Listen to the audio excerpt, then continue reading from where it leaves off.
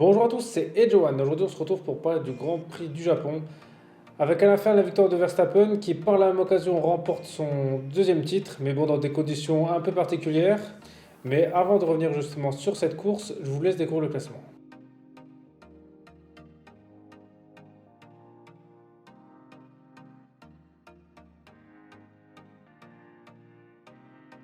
Donc voilà, ce fut la victoire de Verstappen, ainsi justement que son deuxième titre. Et malheureusement, encore une fois, ce titre a été remporté dans un peu une polémique parce qu'en soi, il est champion parce que le règlement a changé, on va dire spécialement pour lui, dans la mesure où normalement, vu que la course a été pas intégralement courue, voilà, à cause de la pluie, bon ça je reviendrai après, et ben normalement il y a eu que la moitié des points qui auraient dû être attribués, mais non, lui, vu que c'est Verstappen, eh ben, on lui donne tous les points. Donc ça, je trouve ça franchement dommage dans la mesure où ça fait comme son deuxième titre qu'il gagne et dans des conditions, on va dire, douteuses.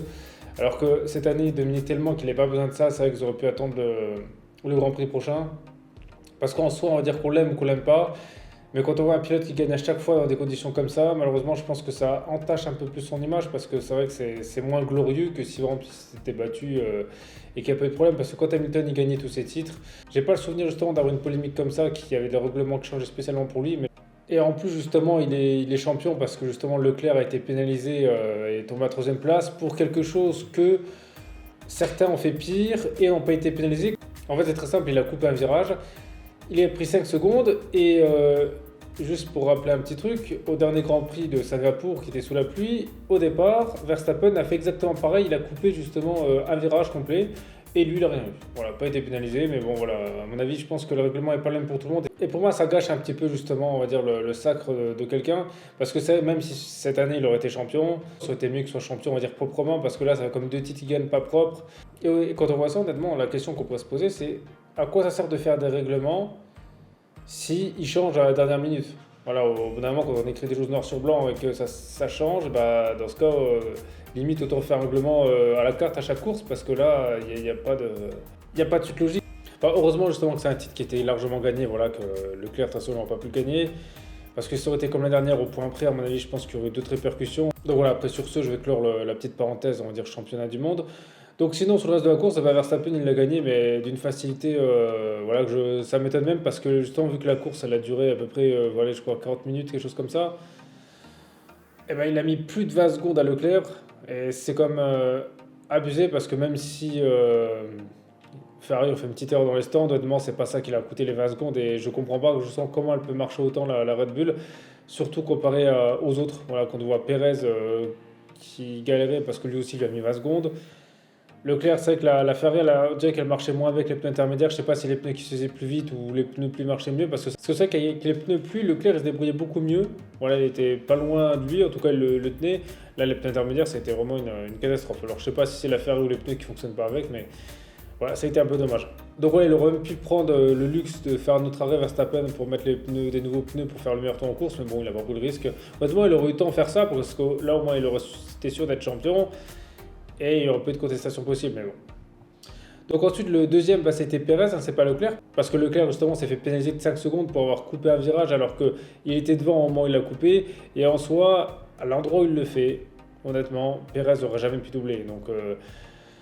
Et en plus, il est comme revenu sur la piste assez lentement, c'est-à-dire que quand il est revenu, Perez était presque à son niveau, donc il a quand même respecté le règlement de ne pas accélérer à fond quand on coupe un virage. Voilà, juste pour ça, pour moi, il aurait mérité de ne pas être pénalisé. Et puis, mais bon, c'est comme ça, on peut rien y faire. Donc voilà, Perez qui finit deuxième. En soi, il a quand même été propre parce que c'est vrai que s'il y avait accrochage avec Leclerc, ça donnait le titre à Verstappen. Il l'a pas fait, il a quand même été sport sur le coup. Il n'a pas trop été agressif, honnêtement. C'est vrai que je l'ai trouvé comme. Mais bon, c'est vrai que Perez est que agressif quand c'est Hamilton, donc voilà, ça aussi, ça explique ça. Ensuite, donc comme je l'ai dit, le troisième c'est Leclerc. Donc Leclerc qui. C'est dommage justement qu'il a pas réussi à suivre Verstappen. Et c'est aussi vraiment dommage que Leclerc, ce qui était un peu décevant, c'est au départ, parce qu'au départ, justement, il était devant Verstappen, voilà, au premier départ. Et malheureusement, il a freiné trop tôt. Et Verstappen a pu le prendre par l'extérieur. Et c'est dommage parce qu'il avait insisté, il était devant et la course aurait été différente peut-être. Donc je trouve ça dommage parce que en général, Leclerc, justement, il est assez agressif et j'ai pas compris. Peut-être que s'il est moins sûr de lui sur la pluie, je sais pas, mais ce départ, il m'a laissé un petit goût amer venant de lui parce que d'habitude, il est beaucoup plus agressif et c'est pas le genre à freiner plus tôt. Donc ouais. Mais bon, c'est comme ça, parce que justement, ça aurait pu être une belle bagarre, justement, sur un système un peu plus. Mais bon, voilà, après, c'est comme ça. Ensuite, le quatrième, ça a été Ocon. Alors, Ocon, il a bien défendu sa place. En plus, c'est vrai que je ne m'attendais pas qu'il se retrouve si haut. Mais en soi, il faut dire qu'Hamilton, qui était juste derrière lui, malheureusement, il n'a pas assez. Parce que c'est vrai qu'Ocon est resté devant Hamilton tout le long de la course, alors que Hamilton, il était tout le temps en mode une seconde. Ça montre aussi que l'Alpine, on va dire, en ligne droite, c'est plus à la réaccélération, on va dire, je dirais, entre le 5 et le sixième rapport, qu'on dirait qu'elle fait vraiment la différence. Mais ça m'étonne quand même que l'Alpine ait une meilleure VMAX, à mon avis, que la Mercedes. Donc peut-être c'est le châssis honnêtement qui était différent, peut-être qu'il y avait plus d'appui sur la Mercedes. Mais voilà, cette course était un peu frustrant parce que ça montre qu'honnêtement, s'il n'y a pas de DRS sous la pluie, et bah, pour doubler en ligne droite, c'est vraiment compliqué. C'est à moins que la voiture devant soit beaucoup moins rapide que nous. Mais donc justement, en fait, ce duel entre les deux, ça a un peu résumé tous les deux duels parce qu'en fait, sous la pluie, à part justement quand il y en a un qui faisait des arrêts au stand et qui était pneus plus frais, sinon il n'y avait aucun dépassement presque. Parce qu'on dirait justement que les voitures sous la pluie, elles ont un peu plus du mal à se démarquer et que vraiment, il faut vraiment un gros écart de vitesse parce que c'est que les voitures 2022 il y a moins justement d'avantages à être derrière, donc l'aspiration est plus faible qu'avant, donc c'est pour ça qu'au final ça aide pas grand chose et c'est pas qu'il faut vraiment avoir une voiture beaucoup plus rapide, sinon on peut pas doubler. Et ça, c'était un peu dommage parce que ça a rendu un peu la course honnêtement sous la pluie un peu ennuyante parce qu'il n'y a pas grand chose. Mais bon, voilà, de toute façon, après la Mercedes, je pense même que si Hamilton est doublé, il n'aurait pas été chercher Perez ni Leclerc, mais bon, voilà, c'est juste dommage de voir encore de nos jours que les voitures restent coincées l'une derrière l'autre, qu'ils ne peuvent pas doubler. Bon, après, c'est que Suzuka, c'est un circuit qui est quand même assez compliqué de doubler parce qu'il est quand même assez étroit, il y a beaucoup de virages, des coups rapides, donc c'est que c'est pas simple. Donc là, en tout cas, c'est vraiment pas mal pour Ocon de finir quatrième. Hein. À mon avis, je pense pas qu'il s'attendait à finir aussi haut avant le départ, donc voilà, bien joué à lui. Donc, comme je l'ai dit, le cinquième, c'était Hamilton. Le sixième, c'était Vettel. Alors Vettel, il a réussi à être sixième parce qu'il a fait un pari qui était très intelligent, c'est-à-dire que hors départ de la course, eh ben, c'est lui le premier à s'arrêter pour avoir mis les pneus intermédiaires et résultat, ça a payé. Voilà, bah, en plus, il était vraiment dans les derniers. Donc voilà, ça c'est bravo à lui d'avoir fait ça parce qu'en soi, voilà, il n'avait plus rien à perdre, donc c'était quand même un risque. Seulement, il n'avait plus rien vu qu'en plus, il prend sa retraite, donc prendre le risque là parce que j'aurais pu se cracher parce qu'avec les pneus intérieurs, justement, c'est le premier à le faire. Et ben, finalement, ça a été payant. Donc voilà, je pense que c'était vraiment une belle tactique pour lui et à mon avis, vu que c'est un circuit qu'il aime bien, ça lui permet justement de faire cette dernière course, on va dire, avec de bons résultats. Ensuite, le septième, c'était Alonso. Alors Alonso aussi, à la fin, il s'est arrêté puis aura chaussé des autres pneus. En soi, c'était la bonne tactique parce qu'avant de le faire, il était derrière Vettel, il s'arrête et il arrive à revenir derrière Vettel. Donc ça montre qu'au final, son arrêt au stand, en soi, ça a servi à rien, mais peut-être que Leclerc peut-être justement aurait dû le faire parce qu'en soi, il restait 8 minutes quand il a fait ça et ben en 8 minutes, il a réussi à rattraper son retard. Donc ça montre que les pneus avaient vraiment une grosse écart de performance. Voilà, c'est peut-être lui qui avait la solution.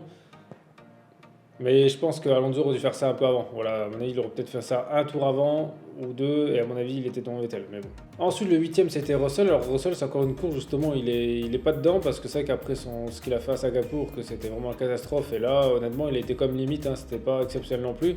C'est que, on va dire, Russell, plus la saison avance et plus il est un peu en dessous. Alors, je sais pas si c'est un manque de motivation, mais c'est que Russell, vu qu'on vendait un peu comme le pilote le plus rapide, et ben, je trouve que il commence un peu à perdre en niveau et j'espère pour lui que l'année prochaine il sera mieux parce que c'est vrai qu'il a vraiment très bien commencé en étant tout le temps devant Hamilton et là justement il est derrière lui mais vraiment de beaucoup. Là, on dirait qu'il a le même niveau que Bottas. Donc, Ensuite le 9ème c'est Latifi. Alors pour moi c'est on va dire le plus bel exploit de ses courses étant donné je crois que c'est ses premiers points cette année à Latifi. Et en F1 c'est peut-être même ses premiers points parce que c'est vrai, bon après je ne l'ai pas assez suivi, je ne sais pas si les autres années il marquait des points mais j'ai pas le souvenir qu'il en a marqué beaucoup, donc à mon avis, il doit être content justement de finir sur une belle note. C'est dommage pour lui justement qu'il ait pas réalisé cet exploit avant, parce qu'en soi, ça aurait peut-être pu lui sauver sa place. Mais ça montre que sous la pluie, il est quand même pas si mauvais en vrai, parce que mettre des points dans une condition comme ça, c'est qu'il fallait quand même, il a quand même gérer, parce qu'il n'y a pas tout le monde qui arrive. Donc voilà, en tout cas, c'est bien pour lui justement de mettre ses points. Au moins, ouais, je crois que presque tous les pilotes cette année ont marqué des points. Je crois que c'était le dernier à pas l'avoir fait. Donc au moins, on va dire que son nom restera pas, on va dire, dans la mémoire pour de mauvaises raisons cette saison, quoi. Et ensuite, le dixième, c'est Norris. Donc, Ricardo a fini 11e. Donc, je pense que les McLaren sous la pluie, ça ne doit pas être ça. Ils ont fait ce qu'ils ont pu. Là, c'est que leur stratégie, peut-être, n'a pas été bonne. Mais c'est que les McLaren, voilà, en fait, les McLaren marchent que dans certaines conditions. Donc, sous la pluie, je pense qu'à mon avis, c'est pas leur truc. Donc, voilà. Donc, cette course, franchement, elle a été longue à déjà regarder. Parce que déjà, quand on se lève à 7h du matin pour voir une course, honnêtement, qui met plus de 2 heures à démarrer, ça, c'était dommage parce que. En soi, c'était roulable au début avec les pneus pluie. Certes, il y a eu quelques petits accrochages, mais je trouve que les conditions n'étaient pas tant que ça différentes entre ce qu'on a vu au départ et au moment où ils sont repartis. Surtout que justement, quand ils sont repartis, ils ont mis des pneus intermédiaires, donc les pneus plus, honnêtement, ils servent à quoi? Ça sert à quoi de mettre des pneus plus si on s'en sert jamais? Je comprends pas. Pour faire beau, mais c'est dommage. Parce qu'en soi, même s'il y avait des accrochages, en soi, c'était pas des trop gros, même si suite ça, ils auraient pu être dangereux. Mais on va dire au bout d'un moment, voilà, des pneus pluie, il y en a qui arrivent à se débrouiller, d'autres non, bah, c'est le risque du sport, hein, sinon ils ont qu'à arrêter. C'est pour ça que pourquoi pas faire un système de vote, hein. Et ça, c'est dommage qu'encore là, justement, ces problèmes de pluie qu'on attend 2 heures. Et ouais, j'espère vraiment qu'un jour, ça, ils changeront parce que là, on est là pour avoir du spectacle. Et voilà, après, il y en a qui se débrouillent, il y en a qui se débrouillent bien sous la pluie, d'autres non. Bah, c'est comme ça, hein, je veux dire, au moins, ça montre un peu le niveau des pilotes. Et puis, ce qui est bien sous la pluie, c'est que la voiture, elle joue un peu moins le niveau, c'est plus le pilote. Mais bon, voilà, c'est encore dommage justement d'avoir entendu encore beaucoup de temps. Et surtout sur 2 courses de suite. Bon, alors Singapour c'était un peu moindre parce qu'il pleuvait moins, mais là, voilà, c'est quand même dommage qu'avec tout justement ce qui se passe et ce qui s'est passé en Belgique l'année dernière, eh ben qu'ils ne changent pas ça. À mon avis, je pense que à chaque fois, soit il n'y a pas de chance, il pleut, il faut attendre je sais pas combien de temps, soit il pleut pas, et voilà. Donc ça aussi pour moi c'est un peu entaché cette course justement de devoir attendre pour rien quoi. Bon, au moins il y a une course, c'est vrai que c'est mieux comme qu'en Belgique. Et aussi justement, ce serait bien qu'ils se mettent vraiment d'accord sur le règlement parce qu'à coup on n'attribue pas les points, à coup on attribue tous. Bon ben voilà, qu'ils fassent un règlement clair, comme ça il n'y a plus de polémique et puis personne n'en parle. Mais dans ce cas, ils ont qu'à mettre tous les points à chaque fois et puis là on n'en parle plus. Donc voilà, après vous justement, dis-moi ce que vous avez pensé de cette course, hein, voilà ce que vous pensez du sacre de Verstappen, hein, si vous pensez que c'est mérité dans ces conditions, voilà, ou si vous avez préféré justement qu'il soit champion à la prochaine course ou au moins qu'il n'y a pas de décision possible.